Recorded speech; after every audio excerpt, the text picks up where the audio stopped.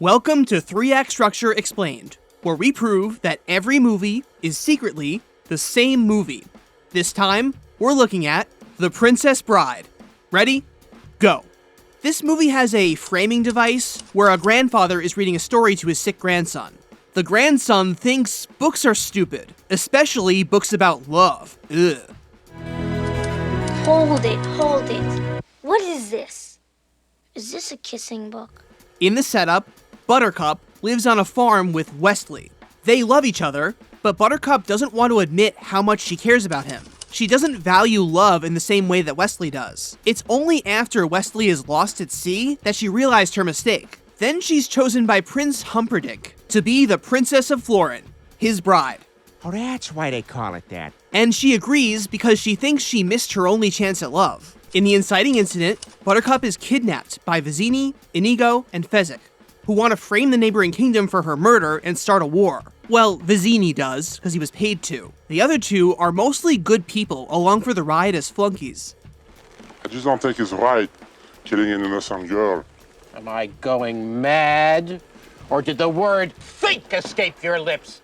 But, getting into Act 2, they're followed by a masked man who could only be the Dread Pirate Roberts, the man who killed Westley. The man takes out the kidnappers one by one to take Buttercup for himself. This is where we're introduced to the B-plot. Inigo is looking to find the six-fingered man who killed his father. Hello. My name is Inigo Montoya. You killed my father. Prepare to die. We find out that the masked man actually is Westley, and that he survived. But he's bitter, because Buttercup chose to marry Humperdinck instead of waiting for him.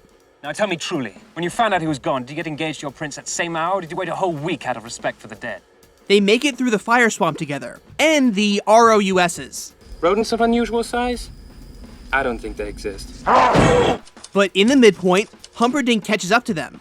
Westley is ready to fight to the death. He'd rather die than be separated from Buttercup again. He believes in the power of true love to save them. But Buttercup doesn't. So she surrenders herself if Humperdinck promises to let Westley go, even though he's obviously going to break that promise. Inadvertently, she crushed and betrayed Westley again. Oh, and Humperdinck's right-hand man, pun intended, Count Rugen, is the six-fingered man Inigo wants to kill. So far, the grandson has been mostly disinterested.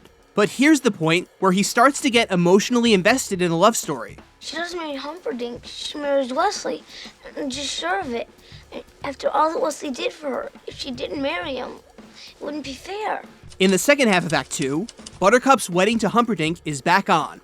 But she starts to feel guilt about giving up on Westley. She goes to Humperdinck to ask him to find Westley, and Humperdinck promises to track down Westley for her, even though it's revealed to us that he has Westley locked up in a dungeon, being tortured by Count Rugen. He has no intention of reuniting her with her true love. Even worse, it turns out that he was the one who arranged to have her kidnapped and killed as an excuse to start a war. By now, though, Buttercup won't give up.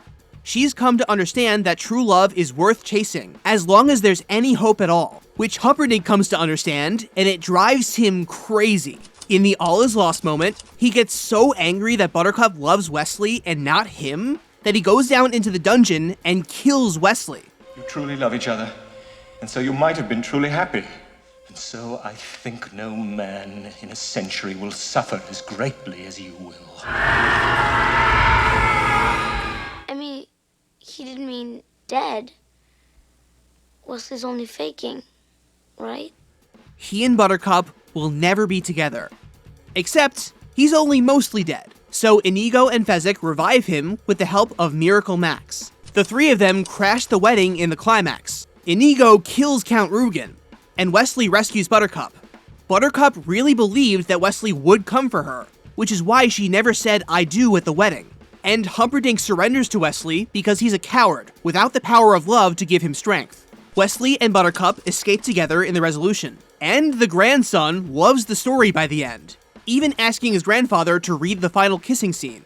Now it's kissing again. You don't want to hear that. I don't mind so much. So, what did the characters learn from this? And what can we learn? Here are the major themes of the story. Storytelling.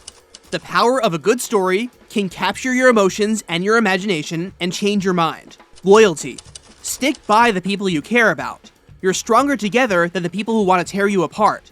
And love. True love isn't something to take for granted. Fight for it.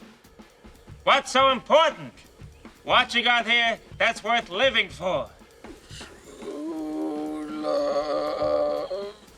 True love, you heard him? You could not ask for a more noble cause than that. Click the card on the left to see how another movie follows 3-act structure. Click the card on the right for a full explanation of what 3-act structure is and how it works. Subscribe if you like these videos and want to see more. And leave a comment if there's a movie you want to see the channel talk about next.